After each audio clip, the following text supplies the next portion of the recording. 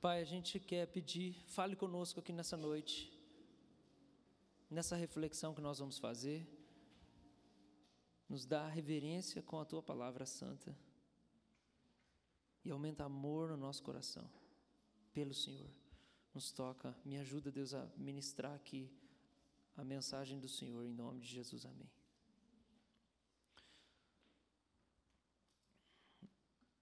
Queridos, eu tenho algumas reflexões e eu não quero me estender hoje, mas a nossa meditação nessa noite é sobre Salomão, o rei Salomão. Nós falamos sobre Davi na semana passada, que foi o segundo rei de Israel, e hoje nós vamos refletir sobre o terceiro rei de Israel, Salomão, o terceiro e último rei antes de Israel dividir, antes do país rachar e ter uma divisão. Israel teve 3 reis antes do país dividir em Israel do Norte e Israel do Sul, e foi o primeiro Saul, depois Davi, depois Salomão. Depois de Salomão, no próximo reinado, vai ser Roboão e Jeroboão. O país já vai estar dividido, e isso vai ser o que a gente vai falar no próximo encontro nosso. Mas ele é o último. E quando a gente pega 1 Reis, capítulo 1, o comecinho só fala da velhice do rei Davi. E o rei Davi já está avançado em dias, ele envelhece, e ele não consegue nem se esquentar com as cobertas. Então, o que acontece? Os seus súditos, olha uma mulher linda lá no reinado, jovem, que podem esquentar o velho, e põe ele lá para dormir, para dormir com o rei Davi, para esquentar ele. O nome dessa jovem é Abisag, e ela esquenta ele para ele não morrer de frio, mas é só isso que acontece, gente. A Bíblia a garante para nós. Não aconteceu nada além de esquentar. Davi já não estava mais exercendo o reinado publicamente. Ele era o rei, mas ele já nem saía em público por causa da sua velhice. Então ele tinha um filho que chamava Adonias, e esse filho Adonias começa a fazer uma campanha política dizendo: eu sou o filho do rei. Lembra, né, gente? Você está situado, né? O rei tem um monte de filho. No caso de Davi, tem um monte de filho, e geralmente os reis tinham um monte de filhos, porque eles tinham várias mulheres, segundo aquilo que eles queriam, não aprovado por Deus, desde da lei mosaica, mas aí eles tinham várias mulheres, e aí eles tinham vários filhos, e isso não significava que, porque você era filho do rei, você ia herdar o trono. Na verdade, o rei escolhia quem ele quisesse para herdar o trono. E Davi estava envelhecido, e Adonias, um dos filhos dele, que ele tinha muitos filhos, começa a fazer lá um motim e juntar um monte de gente, fala assim: nós vamos ser, nosso partido aqui vai, o Adonias. E quando eles estão começando a conjecturar a subida de Adonias para o trono, Batseba intervém. Batseba, que é a mãe de Salomão. Batseba e o profeta Natã. Por quê? Porque Davi está lá, velhinho, nem está prestando atenção no que está acontecendo. Então, eles vão reforçadamente falar com Davi, dizer: Davi, lembra da promessa que você fez, porque Davi prometeu que Salomão ia sentar no trono depois dele. Então, profeta Natã e Batseba combinam: vamos fazer o seguinte, Batseba, vai lá e conversa com Davi. E chega na sala e fala assim: você não está sabendo, Adonias está lá, ele está para subir no trono e tal, e tal, e tal. E você prometeu, rei, que o meu filho Salomão ia sentar no trono. E aí, enquanto ela está terminando de falar, o profeta Natã já entra também, e ele fala a mesma coisa. E aí ele tem 2 testemunhas dizendo que tudo aquilo está acontecendo. Então, o rei Davi reúne o sacerdote, o rei Davi reúne o profeta e reúne a guarda real. E ele fala assim: vocês vão, profeta, sacerdote e guarda real, vocês vão diante do povo e vocês vão ungir Salomão diante de todo o povo e vocês vão celebrar. Então Salomão é constituído rei, e capítulo 1 de Reis versículo 40, diz o seguinte: após Salomão subiu todo o povo, tocando gaitas e alegrando-se com grande alegria, de maneira que com seu clamor parecia fender-se a terra. Caramba, né? O povo ficou tão feliz que Salomão subiu ao trono, que eles estavam cantando e gritando e dançando tanto que parecia que a terra ia rachar no meio, que ia ter um terremoto, de tanta alegria que o povo estava por Salomão ter sentado no trono. Depois disso, capítulo 2, Davi dá instruções a Salomão e morre. Ele tem uma conversa séria com Salomão. Versículo 2, ele fala assim: eu vou pelo caminho de todos os mortais, coragem e seja homem. Seja macho. Coragem, seja macho. E faça o quê? Ande em todos os caminhos que eu andei. Ande nos estatutos do Senhor. Então está tudo tranquilo. Adonias depois vai morrer, e essa é a primeira ação do reinado de Salomão, quando ele ascende o trono. Ele acaba com os inimigos, ele resolve o problema dos inimigos. Tem gente que vai ser exilada, tem gente que vai ser morta. Davi fala assim: você vai usar de misericórdia com fulano, fulano, fulano. Aí Salomão: tá bom, pai, vou usar de misericórdia. Mas fulano, fulano e fulano, lembra que eles nos traíram. Tá bom, pai, pode deixar. Então, Salomão senta no trono, se resolve com os inimigos, é o primeiro ato dele. E o primeiro conflito que a gente vê no reinado de Salomão é por causa de mulher.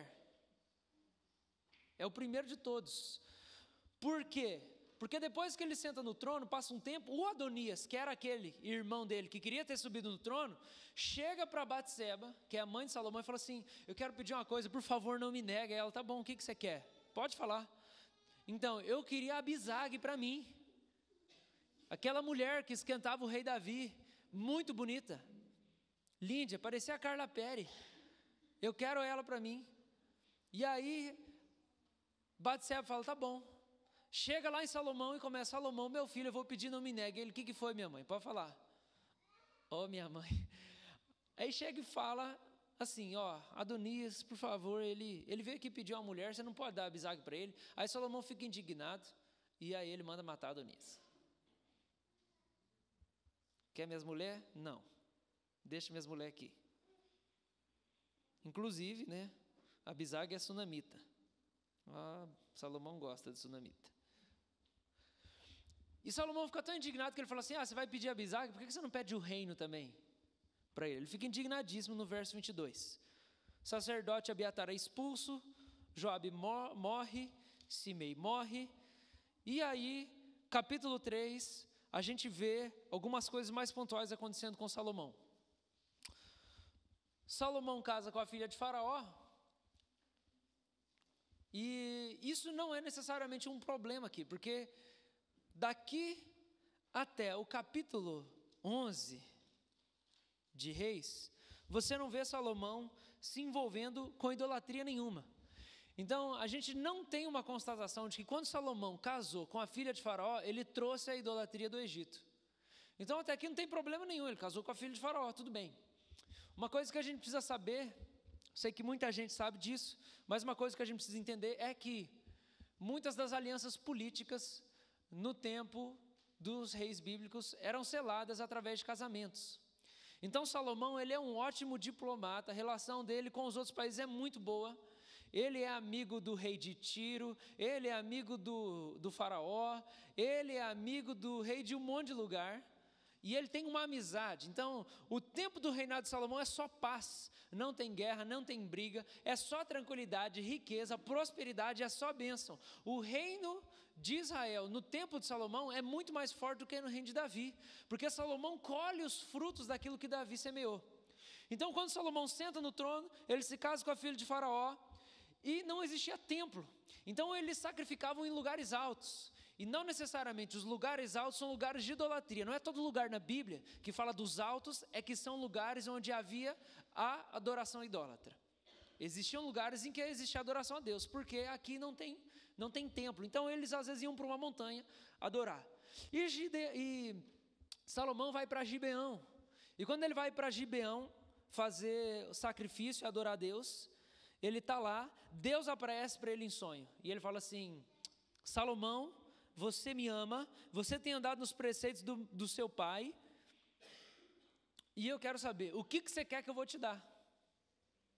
E aí Salomão, em sonho, tendo esse diálogo com o Senhor, ele fala assim, Senhor, eu quero pedir para o Senhor uma coisa, eu não passo de uma criança e eu não sei me conduzir. Palavras de Salomão, isso tudo no capítulo 3.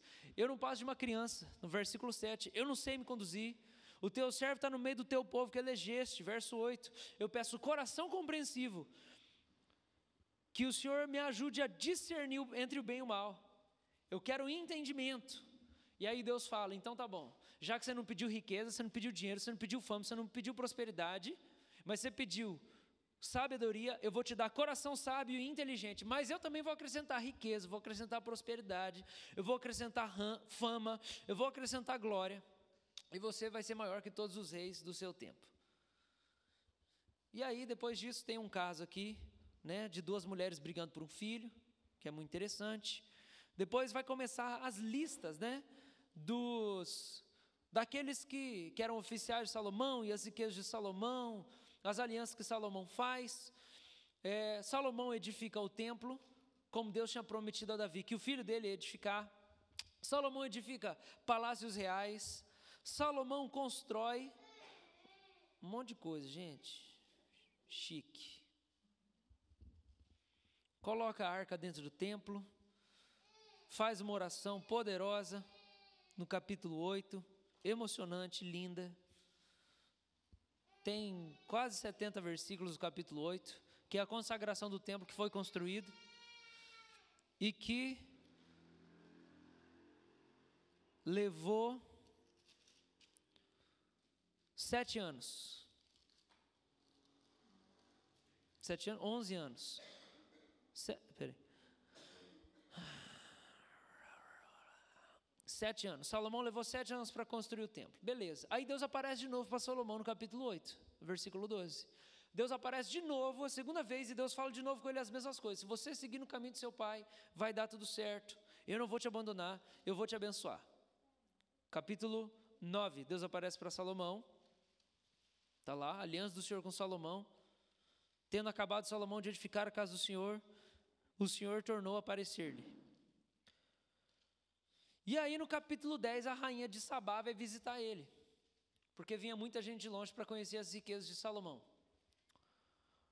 E a gente vai voltar um pouquinho nela daqui a pouco.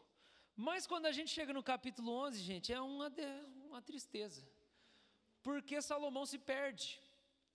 E eu quero refletir nessa noite sobre a ascensão e a queda de Salomão.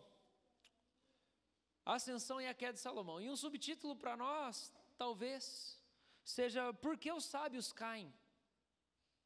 Por que os sábios caem? E eu queria começar refletindo com vocês em 3 razões pelas quais Deus deu sabedoria extraordinária para Salomão. Primeiro motivo pelo qual Deus deu sabedoria extraordinária para Salomão e deu um reino para ele, vasto em riqueza, em glória, que foi admirado por todos ao seu redor. Primeiro motivo, Salomão, primeiro motivo pelo qual Deus deu sabedoria a Salomão. Primeiro, porque Salomão já era sábio. Porque ele amava o Senhor. O primeiro motivo pelo qual Deus deu sabedoria para Salomão é porque ele já era sábio e porque ele amava o Senhor. Porque se você vai ler capítulo 3, verso 3, estava assim, Salomão amava o Senhor e andava nos preceitos de Davi, seu pai, porém sacrificava ainda nos altos. Então Salomão já era sábio. E esse é um dos motivos pelos quais Deus dá mais sabedoria para ele. Por quê? Porque a gente vai atrair aquilo que a gente se empenha por viver.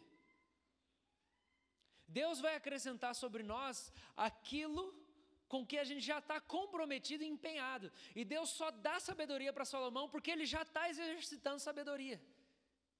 Porque ele já amava o Senhor, porque ele já buscava o Senhor, ele já andava nos preceitos do Senhor. Então Deus pega e acrescenta para ele aquilo que ele já tinha em primeiro lugar. Para alcançar sabedoria, inteligência, entendimento, a gente tem que andar com Deus.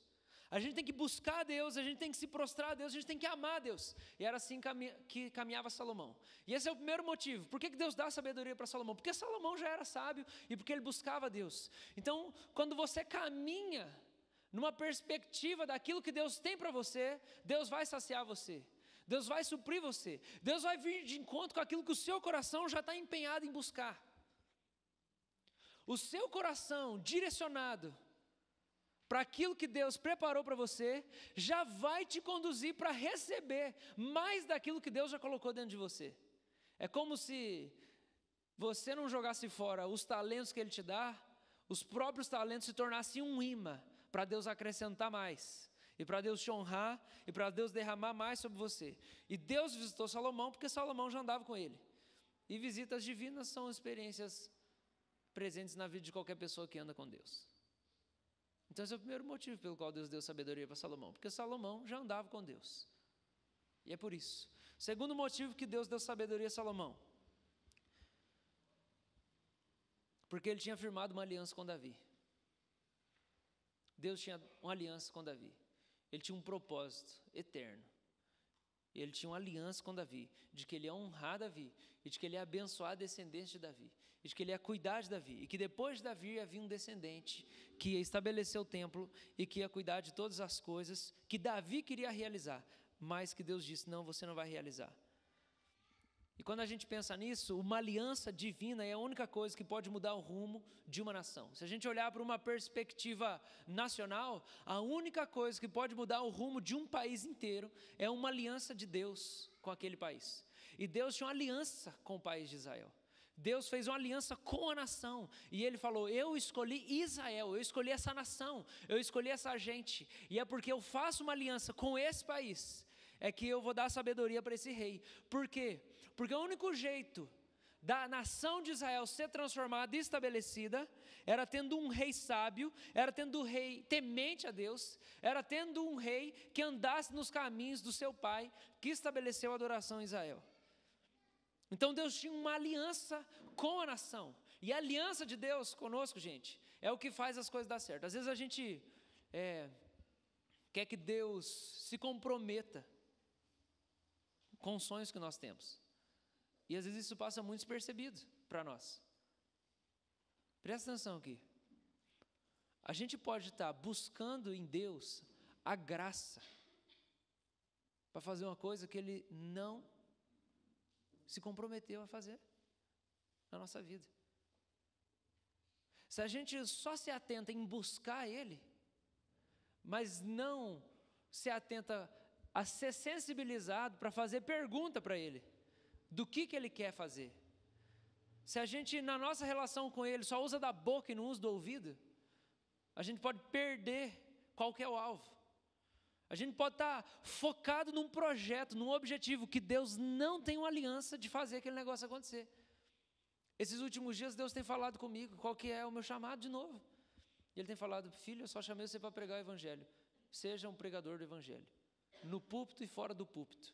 No tete a tete, com os crentes e com quem não é crente. É só isso que eu chamei você para fazer. Você está se complicando com muita coisa aí. Tem muita coisa na sua cabeça. Vamos fazer aquilo, vamos fazer aquilo, vamos fazer aquilo. Eu chamei para você para uma coisa simples, pregar o Evangelho, para você ser um pregador.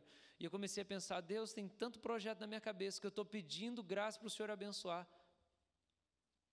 Mas o que o Senhor se aliançou? Qual que é o seu compromisso, Deus, de fazer dar certo? O compromisso do Senhor de fazer dar certo na minha vida é aquilo que o Senhor mandou eu fazer. O que você mandou eu fazer, Deus? O Senhor tem um compromisso de me dar graça para isso. Mas o que o Senhor não mandou eu fazer, o Senhor não tem compromisso de me dar unção para eu conseguir cumprir. Porque você não mandou eu fazer aquilo.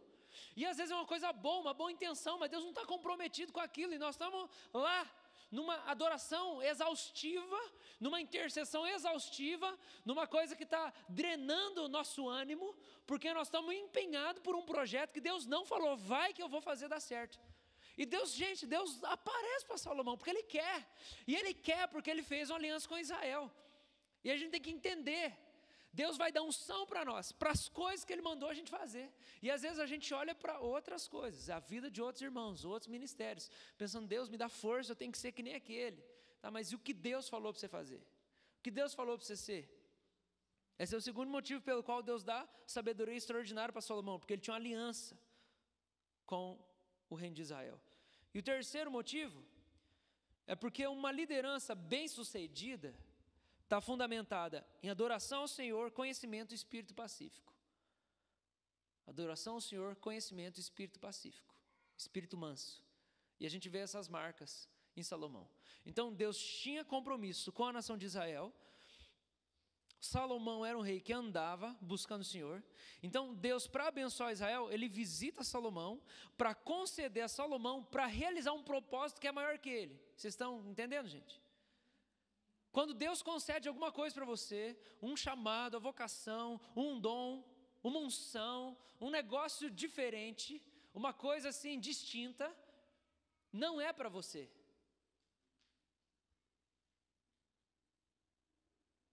É uma coisa maior que você.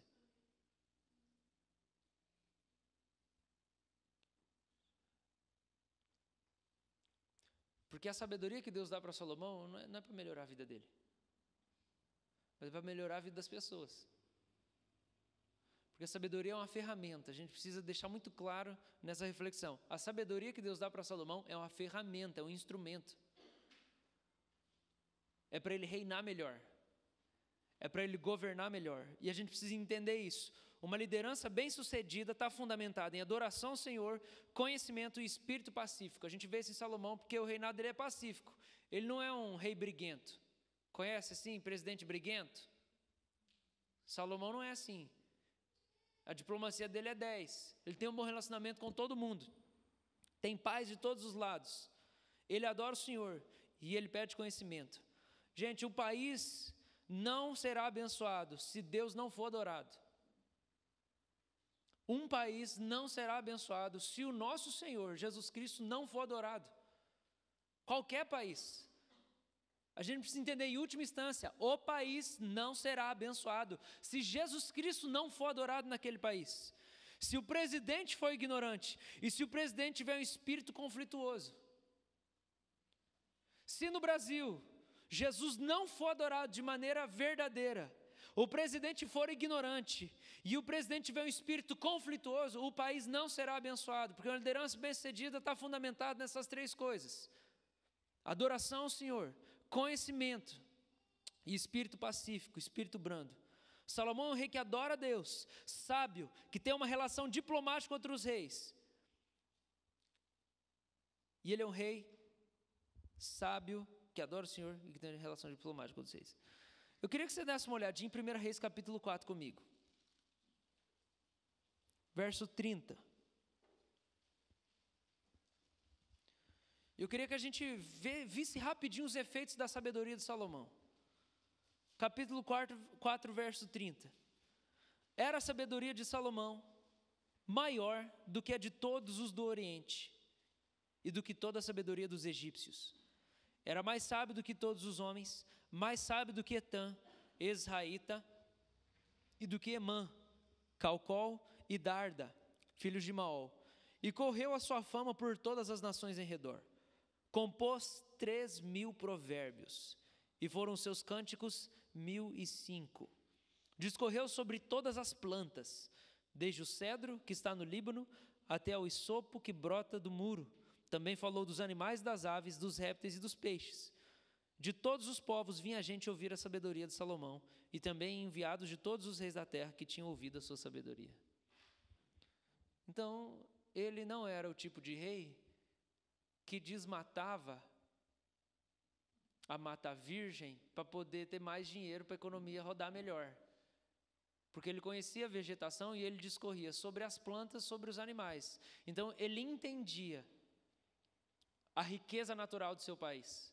E como a riqueza natural poderia melhorar a qualidade de vida dos seus habitantes. Isso é o quê? Isso é a sabedoria de alguém que governa e que não é obcecado ignorantemente só por prosperidade financeira. Quando a gente vê sobre a sabedoria de Salomão e como Deus é glorificado, a gente vai para 1 Reis capítulo 10, além disso tudo que a gente leu aqui. 1 Reis capítulo 10 fala que a rainha de Sabá visita Salomão.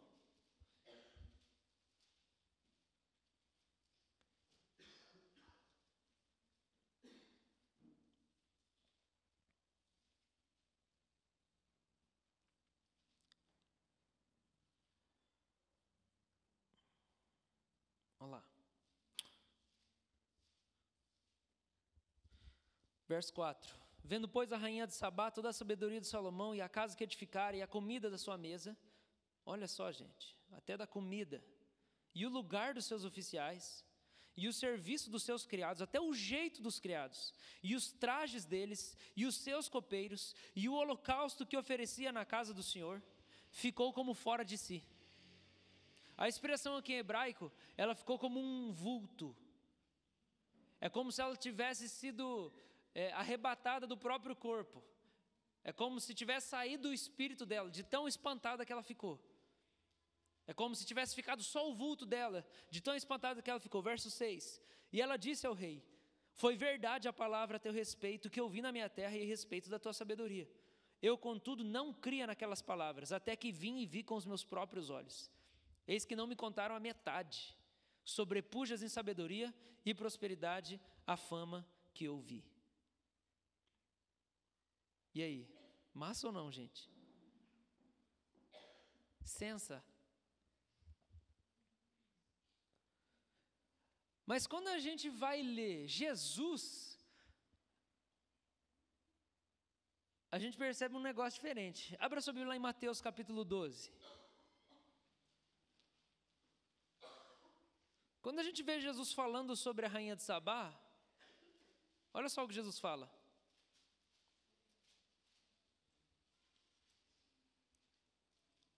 Mateus 12,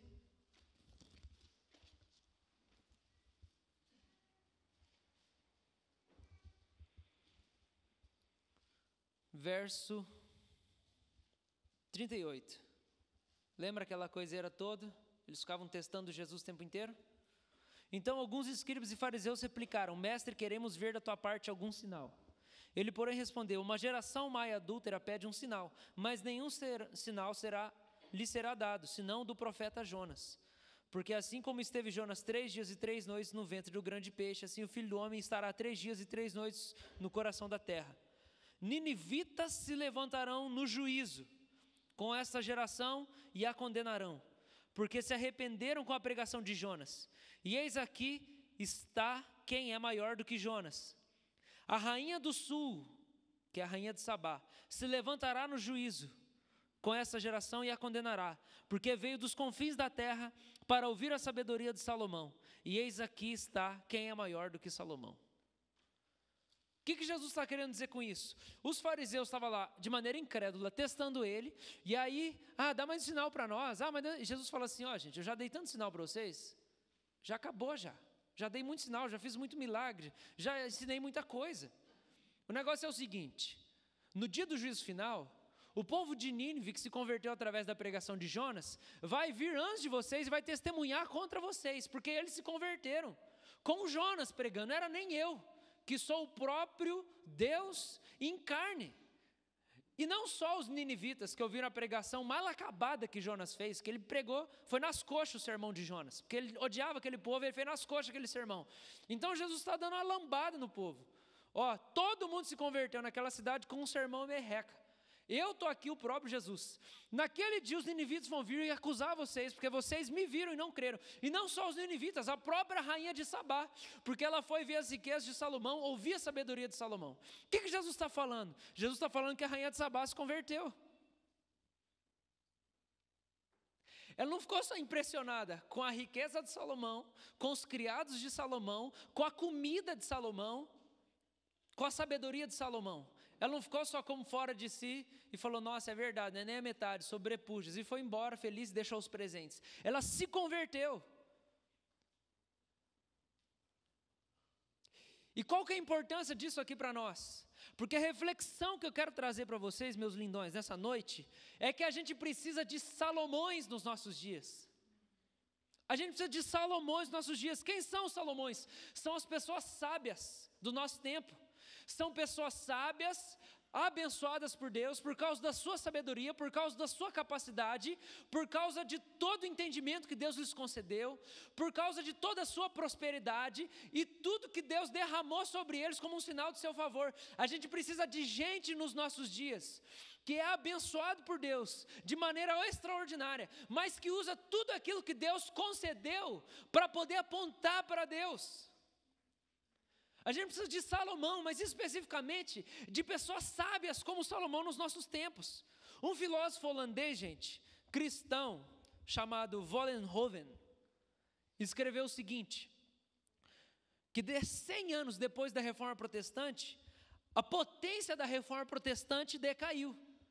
Por quê? Porque não foi criada uma nova filosofia a partir da teologia, mas somente uma reforma eclesiástica. Então, o avanço da ciência na era moderna abafou o estopim da reforma e o amplo reflexo da reforma nas ciências e na sociedade. Você entendeu? Por quê? Porque a teologia precisa construir uma filosofia para atingir a sociedade. Então, com Martim Lutero, Calvino, Zwinglio, na hora que a reforma protestante aconteceu, lá no século XVI, 100 anos depois, a reforma estava começando a ser abafada já. Por quê? Porque a teologia que foi reformada e a eclesiologia, que é a filosofia do funcionamento da igreja, acabando com aquela coisa do clero, acabando com aquela coisa de que o sacerdócio era exercido só pelo alto clero, que o cara fazia, estudava e o culto tinha que ser em latim, a missa ninguém entendia nada do que estava acontecendo.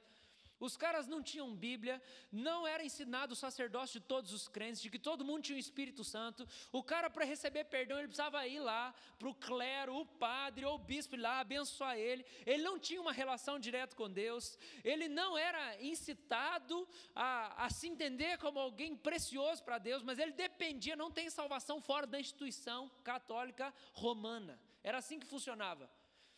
Quando Lutero, Calvino, a reforma vem no estopim, é renovada a teologia e a eclesiologia e os conceitos e as doutrinas. Mas 100 anos depois do estopim da reforma começa a decair. Por quê? Porque, gente, a gente saiu da Idade Média. É a Idade Moderna e a ciência começa a avançar e a ciência começa a despontar e um monte de descoberta. A Bruna está aqui para tirar as dúvidas depois, tudo depois da aula, professor de História, ela vai corrigir tudo que eu estou falando errado. E aí no que começa tudo isso a acontecer, a reforma fica obscurecida. Por quê? Porque nessa renovação eclesiológica e teológica, você não vê filósofos na reforma. E como você não vê filósofos na reforma, você não vê o pensamento filosófico da era sendo mudado.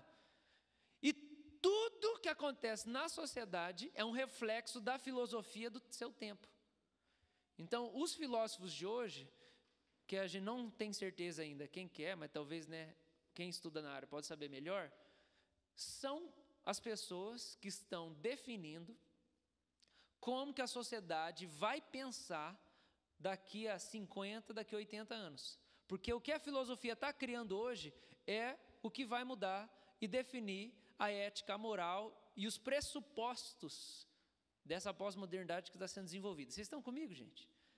O que eu quero dizer é o seguinte, pregação é poderosa, eu creio na pregação e eu vivo para a pregação.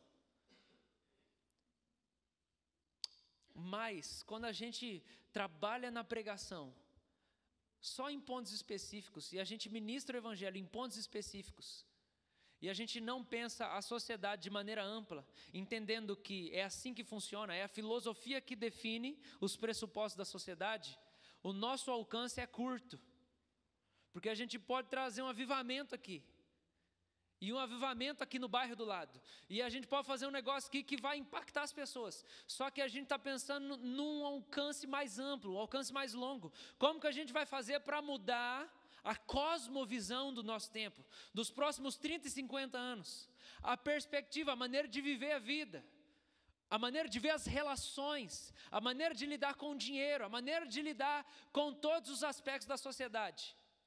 A teologia e o evangelho precisam alcançar a filosofia, porque são os filósofos que definem como a sociedade vai pensar. Então eu creio na pregação, claro que eu creio na pregação, mas o que eu estou trazendo para nós aqui é o seguinte: nós vamos ter um alcance muito mais amplo e muito mais profundo se a gente orar para Deus levantar Salomão no nosso tempo. Se a gente orar para Deus levantar a gente cheio de sabedoria sobrenatural da parte de Deus e que seja apaixonada por Deus ao mesmo tempo, porque esses pensadores vão definir como vai pensar a sociedade, mesmo quem não é crente. Vocês estão entendendo, gente? Essa é uma leitura sociológica. É o Vollenhoven que trouxe esse acréscimo para nós. A mudança relevante de cosmovisão só ocorre quando procede da filosofia. O Francis Schaeffer também fala isso. Então a gente precisa clamar por sábios cheios do Espírito Santo no nosso tempo, porque Salomão simbolizava esse cara. Você consegue ver isso em Salomão? O cara escreve não sei quantos mil provérbios, escreve 1.005 salmos, cânticos, vem gente de todas as nações trazer presentes e ouvir a sabedoria dele. Quem que é esse cara? Esse é o cara com uma sabedoria extraordinária, que Deus levanta para ele influenciar as nações através da sabedoria dele. E não só isso, as pessoas se convertem quando ouvem a sabedoria extraordinária que ele tem. Aí uma pergunta que eu quero responder aqui nessa noite é: por que a gente tem homens do conhecimento sem verdadeira sabedoria do Espírito Santo? Por que nos nossos tempos nos falta sábios que sejam cheios do Espírito Santo? Porque os sábios dos nossos tempos estão meio vazios do Espírito Santo. E aí eu quero refletir em cima de Salomão. Por que os homens do nosso tempo, os grandes sábios do nosso tempo, eles não são cheios do Espírito Santo? Ou a pergunta, por que os sábios caem? Primeira resposta que eu quero trazer para nós aqui é por causa de uma cosmovisão dualista. Primeiro motivo pelo qual nós não temos sábios cheios do Espírito Santo no nosso tempo é por causa de uma visão dualista. Vamos lá então, gente. Existem três... Eu vou ser bem breve e bem básico. Existem três viés de cosmovisão: secularista, eu vou chamar o secularismo, o animismo e a cosmovisão cristã. O que é o secularismo? O secularismo é quando é o que a gente fala de ser secularizado. Então, a nossa geração hoje, em boa parte, ela está secularizada. Por quê? Porque você pensa o mundo, você pensa a vida, você pensa a sociedade, você pensa tudo. Você pensa o aspecto da realidade primordial, você pensa o homem, você pensa a história a partir de uma perspectiva sem Deus, onde Deus não existe. Então tudo que existe é o homem. Isso é ser secularizado, esse é o secularismo. Deus não existe, ou ele está em algum lugar que ele não influencia a gente diretamente, ou o ateísmo ou o agnosticismo, né, que vai falar Deus criou e foi embora, né, não tem condição de saber quem ele é. Então existe uma cosmovisão, uma perspectiva de vida do mundo, da sociedade filosófica, que é o secularismo. Então todos os aspectos espirituais e religiosos são ignorados. Então tudo que existe é o homem, isso é o humanismo. Tudo que existe é o homem, e o homem é a razão dele mesmo, e o homem é a resposta do homem, todos os problemas se resolvem com o homem. O homem vai desenvolver, e nós vamos ralar bastante, e nós vamos achar solução para tudo, porque tudo que existe é o homem, tudo que existe é a matéria, entendeu? E no fim nós vamos morrer tudo, e não tem nada disso de depois, é só aqui que existe. Pensamento secularista, gente, estou sendo bem assim... Desculpa, bem básico mesmo, porque tem que voar. Segunda vertente que a gente tem de cosmovisão é o animismo. O que é o animismo? Então o cara é secularista.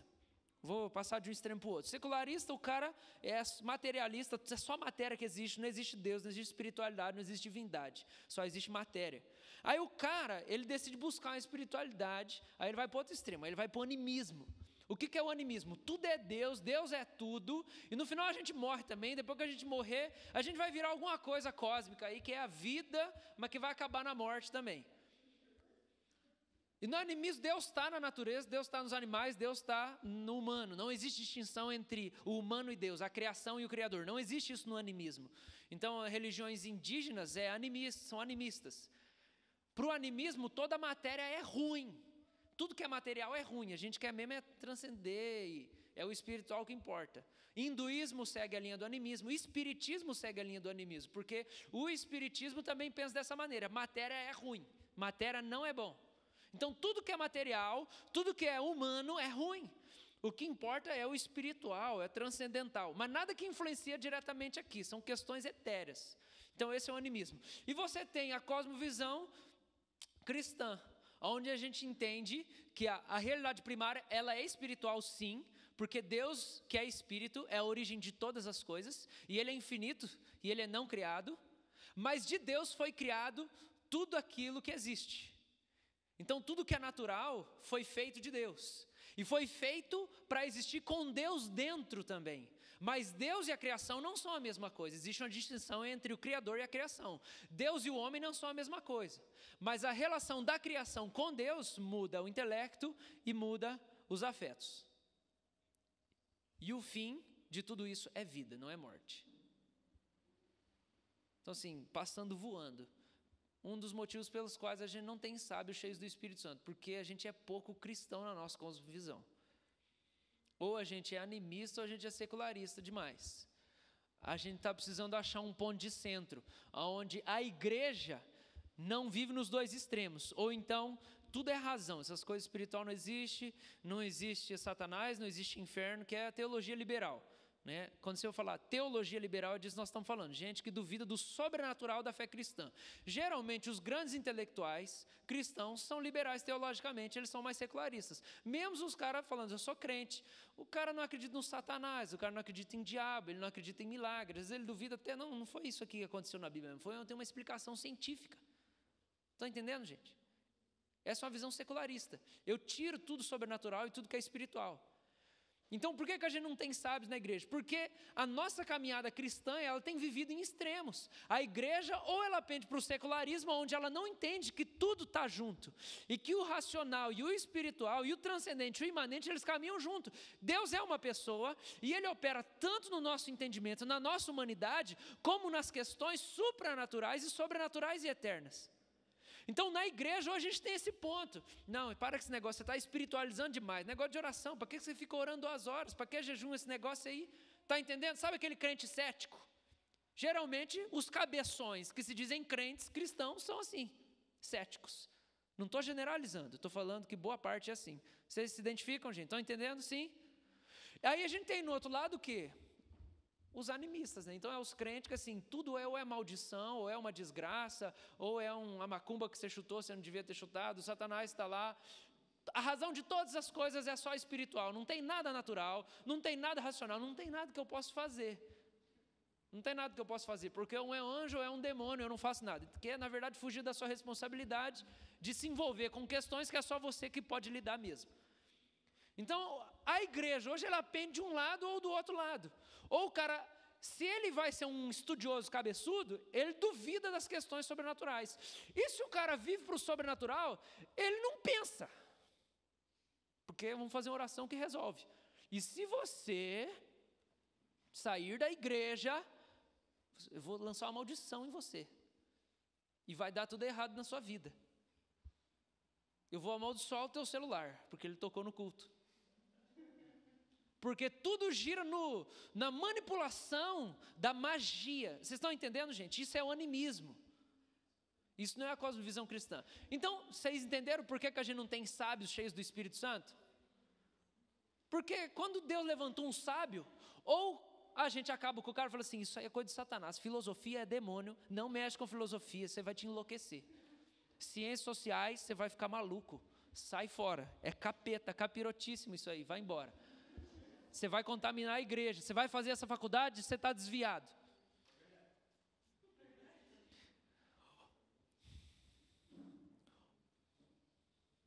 Ou se o cara, começa, ele está num lugar lá mais conservador, em que o intelecto é mais trabalhado, incentivado, aí o cara está lá, tem uma experiência com o Espírito Santo, ele ora em línguas, ele tem uma visão, ele chora lá, o cara fala assim, você está muito dado às emoções aí, cuidado, você não se perder na razão.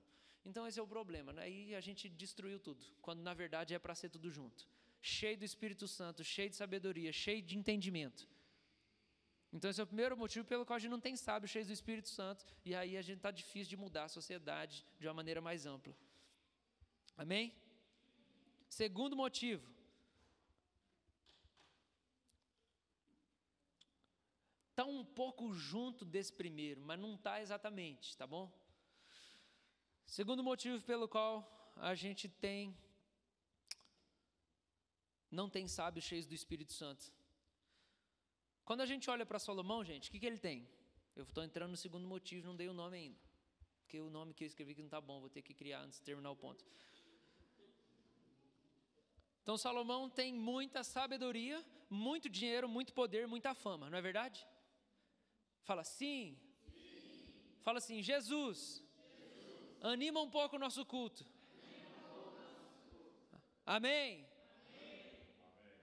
Obrigado, seu Walter. Tá. Aí a pergunta, por que Salomão caiu se ele tinha sabedoria, dinheiro, poder e fama? Se o cara tinha sabedoria, como é que ele cai, gente? Você nunca parou para pensar nisso? Não, você tem que sofrer um pouco se você vai pensar realmente nisso. Porque se ele pede sabedoria, ué, como é que ele é burro? Ele era o cara mais sábio do Oriente. Mais sábio que todos os reis. Ele cita um cara que eu nem sei quem que é, Isran, sei lá. Que devia ser um cara sábio lá da época, né? Presta atenção aqui em algumas afirmações que eu quero trazer para você. Gente, se a gente lutar pela educação, em favor da educação, em favor do conhecimento, em favor da erradicação da pobreza, em favor da inserção social, em favor das brechas que o Estado e a iniciativa privada não tampam, e a gente disser, isso é tudo, a gente vai fracassar. Se a gente tapar todas as brechas e a gente falar, socialmente nós tapamos, nós resolvemos, a gente vai fracassar. Porque Salomão tem sabedoria, tem dinheiro, tem poder, tem fama, visibilidade, diplomacia excepcional, um reino próspero, muito sexo, muito poder, muito dinheiro. Mas ele leva a nação à falência. E você vai ver que depois dessa presepada de Salomão, o reino vai começar a degringolar, a chegar num ponto que a gente vai ver nos próximos episódios, em que o povo de Israel vai ser cativo e vai ser levado para fora da sua própria nação e vai se tornar um povo escravo, por causa dessa praga que Salomão trouxe para Israel. Por quê? Se o cara discorria sobre as plantas, sobre os animais, se ele era rico, se ele era sábio, se ele tinha uma boa diplomacia, se ele tapou todas as brechas da sociedade, tudo que o Estado não cuidava, não, nós vamos cuidar. Não tinha iniciativa privada lá do jeito de hoje, né? Mas cuida de tudo, resolve tudo lá. Tem a iniciativa Salomão mesmo, Salomé. Mas ele levou na sua falência, por quê? Porque a gente, presta atenção, porque se a gente pensar que o pecado só atinge e adoece o pobre ou o iletrado, nosso fim é o mesmo, Salomão. Se a gente achar que o pecado só remete contra os pobres e iletrados, nós estamos lascados. Porque tudo que Salomão tinha cegou ele. Deixava, eu tenho dinheiro, eu tenho riqueza, eu tenho um reino estabelecido, um trono forte, eu tenho sabedoria. Ele falou, está pronto, está resolvido. Ele esqueceu que o pecado existe. Ele achou que ele era invencível, porque Deus abençoou ele. Dinheiro, poder, sabedoria, sucesso não são suficientemente úteis contra a nossa batalha do pecado. E a gente precisa entender isso. O pecado não é um problema dos pobres. O pecado não é um problema dos ignorantes. E a salvação não é necessária só aos ignorantes e aos pobres.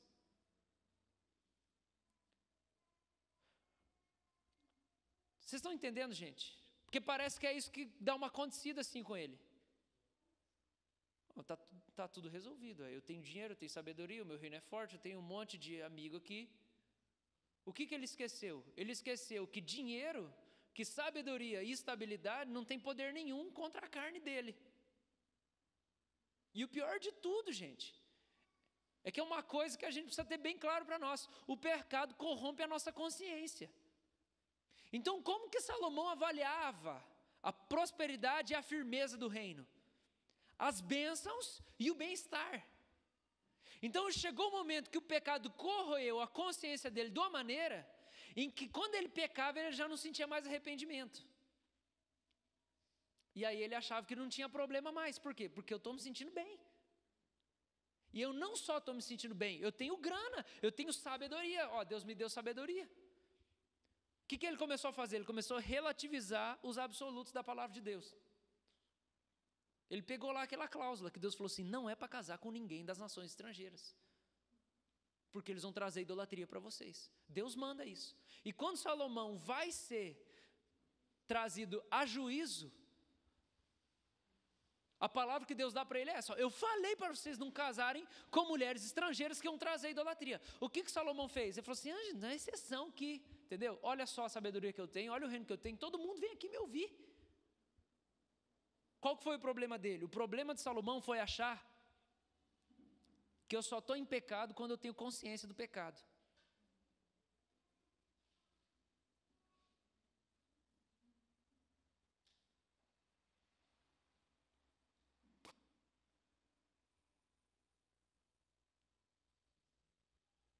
Esse é o problema. Porque você não vê ele triste. Você vê ele sim, vai tocando barco, vamos embora. Deus aparece para ele no fim da vida, na velhice dele. Então qual foi o problema dele? Achar que ele só estava em pecado quando ele se sentia em pecado. Quando ele tinha convicção do pecado. O que é isso? Confiar no próprio entendimento. É confiar no próprio coração. Gente, é isso que tem que direcionar a nossa caminhada. Então, por que a gente tem sábios? Por favor, gente, fica aqui comigo que nós estamos nessa pergunta. Por que nós não temos sábios cheios do Espírito Santo hoje? Porque o cara chegou num ponto em que a sabedoria dele se torna um negócio assim tão fenomenal para ele, que traspassa as coisas mais simples e básicas das Escrituras e faz amortecer a consciência dele do pecado. Porque as muitas letras, né, o fizeram delirar, como está lá em Atos.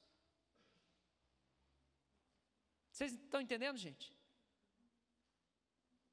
Então, não é o primeiro motivo, não é o primeiro ponto. O primeiro ponto é a cosmovisão dualista. O segundo ponto é quando o cara se perde olhando para a sabedoria que ele tem e o coração dele vai emagrecendo.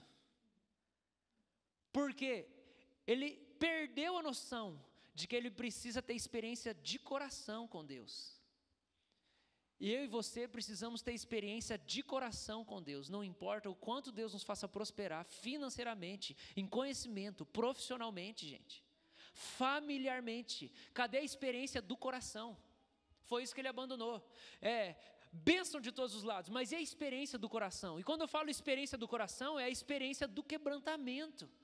É a experiência do arrependimento, é a experiência de ser constrangido pelo amor de Deus.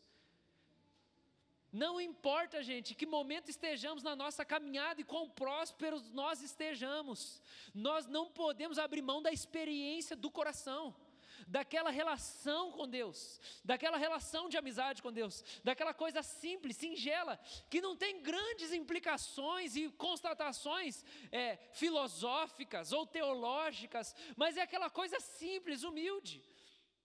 Muito pastor se perde nisso, gente. Muito pastor se perde, porque fica fascinado com as letras, com a teologia. Pastor se perde com os sermões. O cara vai ler a Bíblia só para tirar lições extraordinárias para poder dar para os outros. E deixa de viver aquela coisa simples, de abrir um versículo e aí botar a cara no chão e falar: Jesus, eu quero viver esse versículo aqui, eu preciso do Senhor. Eu não sei nem o que está no grego, não sei nem o que está no hebraico, eu não sei nem qual que é o pano de fundo, eu sei que eu preciso disso aqui, eu preciso de experiência do coração. E a nossa caminhada, ela precisa ser assim. A gente tem um momento da experiência do coração, e a gente tem um momento do intelecto. A gente lê livros cristãos, mas a gente tem um momento que a gente põe a boca no pó lá, e a gente não fica exercendo muita intelectualidade, não. A gente só fica lá, clamando Deus quebrantamento. Então tem gente que às vezes pensa assim: eu estou precisando de mais de dinheiro. Não, você está precisando de menos ganância. Acontece que você perdeu a experiência do coração. Então você perdeu a capacidade de perceber que você está em pecado. Você acha que só está em pecado quando você tem a consciência dele.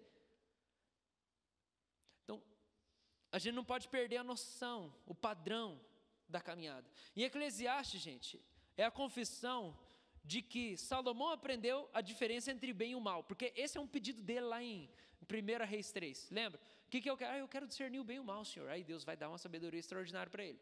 Eclesiastes, que Salomão escreveu, é o registro para nós, é Salomão confessando uma coisa: eu aprendi a diferença entre o bem e o mal.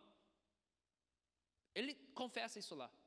Só que 1 Reis é a constatação de que ele não aprendeu a amar o bem.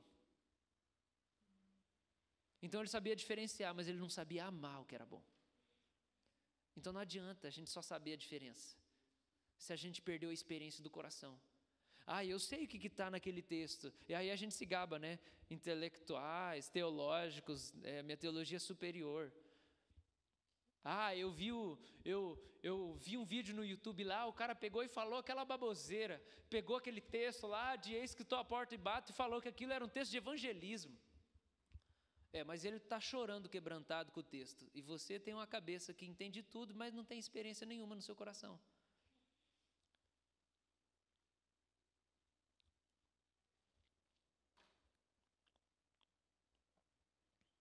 Por que Salomão caiu? Por que a gente não tem sábios no nosso tempo, cheios do Espírito Santo? Porque o sucesso, a sabedoria, o poder e o dinheiro não são úteis nessa batalha que a gente trava todos os dias para amar mais a Deus. Oração, jejum, clamor a Deus, para que Ele venha fazer o nosso coração ser mais quente. São questões indispensáveis, não importa a fase da vida em que a gente esteja.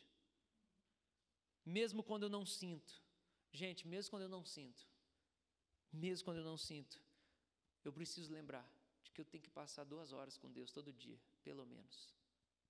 Todo dia, eu preciso de pelo menos 2 horas com meu Jesus Cristo. Pelo menos 2 horas eu preciso me fechar e clamar: Senhor, me ajuda a te amar mais. Senhor, faz tudo comigo hoje. Senhor, guia o meu coração. Mesmo quando eu não sinto, porque eu sei que eu preciso dEle. Mesmo quando eu não sinto. E eu não posso esquecer disso. Porque senão é muito fácil a gente cair, gente. Parece que na nossa caminhada cristã, a gente tem fases, e a vida de todo mundo com Deus é assim, e toda a igreja é assim. Até quando você olha no século XVIII, Jonathan Edwards registrando os 10 anos de avivamento na igreja local, de avivamento assim extraordinário da presença de Deus, ele fala que às vezes o avivamento tinha 7 meses de interrupção, às vezes o avivamento tinha 2 anos de interrupção, querendo dizer para nós o quê? Deus age de maneira soberana e de maneira sobrenatural, mas a caminhada de todo crente e de toda a igreja tem as suas oscilações, e a gente não vive todo dia no mesmo zelo, e isso não existe, nem na Bíblia existe, todo dia viver com a mesma paixão. Às vezes a gente está tentando ser o cristão de plástico, mas não existe isso, gente. Não existe todo dia estar apaixonado do mesmo jeito, zeloso do mesmo jeito, fervoroso do mesmo jeito. Não existe esse negócio. Então a gente vai oscilar, a igreja local como um todo vai oscilar, vai ter os seus momentos lá, que você fala assim, nós vamos levantar voo daqui, Jesus vai voltar hoje, que nós estamos tão crentes. E tem dias que nós assim, meu Deus, nós vamos tudo para o inferno, porque nós estamos frio demais. Mas aí o que a gente tem que fazer nesses momentos? A gente tem que ir para a palavra, porque a experiência oscila. E o coração oscila, mas a palavra não oscila. Então mesmo quando eu estou mais friozinho, eu sei que eu preciso do meu Jesus, e eu preciso pôr minha boca no pó, e eu preciso falar com Ele todo dia, e ler a Bíblia todo dia, e amar Ele todo dia, para o bem do meu coração. Eu preciso proteger meu coração, porque eu sei que oscilação vai acontecer.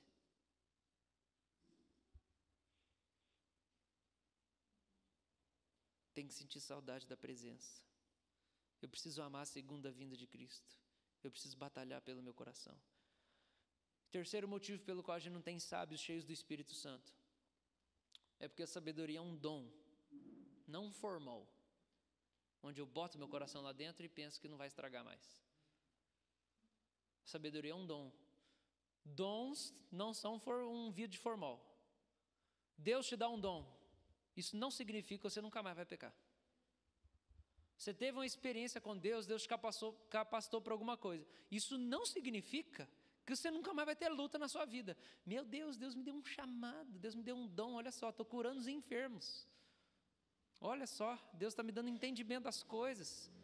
Olha isso não significa que você não vai ser tentado, isso não significa que você não pode pecar, isso não significa que você não pode tropeçar. E isso é o que a gente aprende. Sabedoria, gente, era um dom de Deus para Salomão. E não alguma coisa que em si ia preservar o coração dele. Porque a sabedoria, um dom, ela é uma ferramenta, gente. Ela não é uma refeição. A gente tem que entender isso. Um dom de Deus, uma capacitação de Deus para nós, é uma ferramenta, um instrumento, não uma refeição. A ferramenta que Deus dá para nós não é para alimentar a gente, é para a gente alimentar os outros. É um instrumento para abençoar. Gente, se eu ficar pregando todo dia, isso não vai fazer eu ser crente. Se todo dia eu tivesse um culto para pregar, e para orar por um enfermo e ele fosse curado, e eu dar um aconselhamento, isso não ia me manter crente. O que me mantém amando Jesus não é o tanto que eu exerço o meu dom, não é o tanto que eu uso os instrumentos que Deus me deu. O que mantém eu amando Jesus é eu amar Jesus. Todo dia. Então existe uma diferenciação. Então por que Salomão caiu? Gente, porque de maneira muito simples, Deus visitou ele. A experiência que ele teve com Deus não garantiu o futuro dele. E a gente precisa entender isso. Experiências que nós tivemos com Deus no passado não dá certeza de que o nosso futuro assim vai ser impecável, intocável, não vou sofrer. Romanos 11, 29 fala que os dons e a vocação de Deus são irrevogáveis, mesmo em pecado. Os dons que Deus te deu e a vocação que Ele te deu são irrevogáveis. Então você vai ter esses dons mesmo em pecado, porque Ele não vai tirar. E você pode fazer um monte de coisa ruim com isso aí, igual Satanás. Satanás faz um monte de coisa ruim com os dons espirituais que Deus deu para ele. Porque o poder que ele tem foi Deus que deu, e são ferramentas que Deus deu. Agora qual que é o problema dele? O coração dele. Então ele exercita todo dia os dons espirituais dele. Salomão exerceu bastante sabedoria, mas deixou de amar Jesus. Então, gente, esse é o negócio para nós aqui. A gente falou por que Deus deu sabedoria para Salomão e por que Salomão caiu. Primeiro, uma visão errada de mundo. Segundo motivo, é pela falta da experiência do coração. E terceiro motivo, por olhar para o dom, como se ele fosse uma garantia de que nada mais vai acontecer comigo. Não importa quanto Deus nos abençoe, gente, nós temos a luta ainda. A gente ainda tem a luta contra o pecado. E a gente precisa buscar amar Jesus todos os dias da nossa vida. E, gente, a coisa mais pura no reino de Deus, na face da terra, eu quero deixar isso aqui para nós, para a gente encerrar. A coisa mais pura na face da terra é uma pessoa amar Jesus com todo o seu coração e querer ser igual a Jesus, sem pensar nas recompensas dessa busca. Não existe nada mais puro na face da terra do que isso. Eu amo o Senhor, eu quero ser igual ao Senhor e eu vou atrás do Senhor. Não importa, o Senhor pode me dar o dom de curar os enfermos, de ressuscitar os mortos, o Senhor pode me dar a sabedoria filosófica maior do que os filósofos de todos os tempos, e eu quero amar o Senhor, é só isso. E não tem nada mais puro na face da terra do que isso, e a gente precisa resgatar isso, gente. Por quê? Porque tem muita gente aqui que vai prosperar, tem muita gente aqui que vai prosperar financeiramente, profissionalmente, Deus vai fazer florescer as suas capacidades. Mas e aí? Você vai ser um sábio, igual os sábios do nosso tempo, que não entende que a vida precisa caminhar junto? A experiência do dom e a experiência do coração. Isso acontece, gente, quando são dons naturais, quando é a sabedoria extraordinária. Isso acontece quando são dons sobrenaturais. Então, muita gente aqui vai ser famoso, vai prosperar, Deus vai levantar você diante da sociedade, sua empresa vai crescer, você vai ser influente, alguns mais do que outros, e a questão é, quando chegar nesse momento, daqui 5, 10 anos, Jesus ainda vai ser o dono do seu coração? Essa é a questão, gente, essa é a pergunta que a gente tem que fazer, e a resposta, ela é certa, dependendo se você sabe que você precisa dele todos os dias, sentindo ou não sentindo, que você precisa pôr a boca no pó lá e falar, Jesus, preciso de ti, que você precisa cultivar a experiência do coração, entender que mesmo nas oscilações da sua caminhada espiritual, e nas oscilações da igreja, todo dia você tem que estar lá, independente do mover de Deus, o seu mover de colocar a boca no pó todo dia, o nosso mover, para a gente não chegar no fim da vida e ser reprovado. Paulo fala sobre isso em Coríntios, quando ele fala assim, Ó, gente, tem coisa que a gente faz nessa vida que é que nem palha, que é que nem madeira, é que nem feno. E o juízo final para nós crentes é a certeza de com quem a gente está. Nós somos salvos, nós cremos em Jesus. O juízo final para nós não é uma coisa que tem que gerar dúvida no nosso coração. Eu sei para onde eu vou, com quem que eu vou. Eu sei com quem que eu vou. Eu sei que é Jesus. E nada me tira isso. Porque Ele me escolheu, Ele me salvou, Ele me decretou dEle, me separou antes de eu nascer. E Ele pôs fé dentro de mim, porque Ele me quis. Porque Ele me formou para Ele mesmo. Então eu sei, para o crente o juízo final não é uma coisa que tem que gerar medo. Mas Paulo vai falar que o juízo final para nós, crentes, é a certeza de que nós vamos estar com Jesus, mas é lá que nós vamos descobrir como que nós vamos passar a eternidade com Jesus. Porque a gente pode ter certeza da salvação, mas as coisas que a gente faz aqui na terra pode ser palha, feno, madeira, ou pode ser ouro, pedras preciosas, como Paulo fala, porque o juízo final vai ser como um fogo. E na hora que a gente chegar lá, o que não prestou, o que não nasceu dessa devoção, da experiência do coração, vai ser tudo queimado. E eu posso ter sido o Salomão. Seu galardão pode ser muito maior que o dele. Porque ele fez um monte de coisa sem o coração. E a idolatria encheu a terra inteira. A idolatria encheu porque ele foi casando com a mulher aqui, uma mulher lá, uma mulher aqui, uma mulher lá.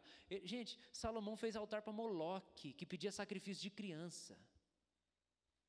Ele fez altar para Astarote. Salomão se perdeu. Ele trouxe a idolatria para a nação, que era uma coisa que não tinha no tempo de Davi. Por quê? Ele fez um monte de coisa com os dons dele. Então a questão para nós é essa.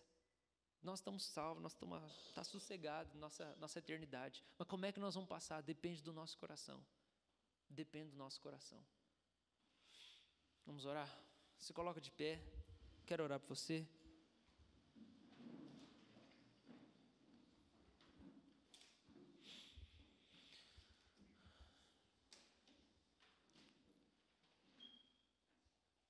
Senhor, eu quero orar nessa noite pelos meus irmãos e pedir uma consciência em nome de Cristo Jesus. Uma consciência de que nós precisamos e precisaremos de Ti nos momentos de escassez e de prosperidade. E que, Deus, a dependência do Senhor não é coisa para pobre e para ignorante e para pessoas adoecidas. A dependência do Senhor é para todos. A dependência do Senhor é para quem tem 10 mil na conta hoje, para quem tem 100 mil na conta hoje, para quem tem 1 milhão na conta hoje, e para quem tem 40 centavos na conta hoje, que sou eu. A dependência do Senhor é para todos nós, Senhor. E eu oro que o Senhor livre a gente de estarmos cegos pelos dons que o Senhor nos deu. Nos livre da cegueira pelos dons, pelas capacidades, pelo bem-estar, Senhor. Nos livre, Senhor, do pecado, da tolice de Salomão, de achar que eu só estou errado quando eu sinto que eu estou errado. Nos livre disso, papai. E atrai o nosso coração para o Senhor. Por favor, atrai o nosso coração para o Senhor. E eu tenho certeza, pai, que o que pessoas precisam aqui hoje, Deus, não é uma experiência, mas é uma decisão de se colocar aos teus pés todos os dias, Senhor. Não é experiência, porque a gente não precisa de experiência para fazer isso, a gente precisa de convicção. A gente precisa de convicção. E eu quero pedir essa convicção para todos, Senhor, de que nós precisamos do Senhor todos os dias, Senhor, no tempo triste ou no tempo alegre, para a gente não terminar mal, Senhor. É isso que a gente pede. Em nome de Jesus, Senhor, cura, sara o nosso coração, protege ele, Deus. Em nome de Jesus, amém.